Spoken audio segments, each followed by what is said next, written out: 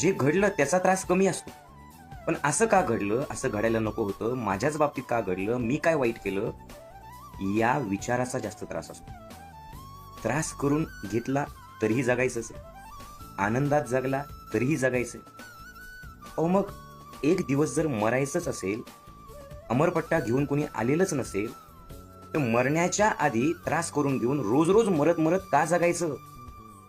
बरं त्याचा त्रास फक्त तुम्हालाच आहे ना. प्रत्येक क्षण खुशीने, आनंदाने एन्जॉय करत जगा.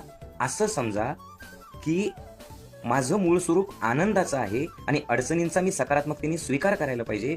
हा संदेश मला देण्यासाठीच परमेश्वराने हा मेसेज माझ्यापर्यंत पोहोचवला आणि स्वतःला सांगा, इथून पुढे मी त्रास करून घेणार नाही, स्वीकार करेल, रडगाणं गात बसणार नाही, टेन्शन घेणार नाही.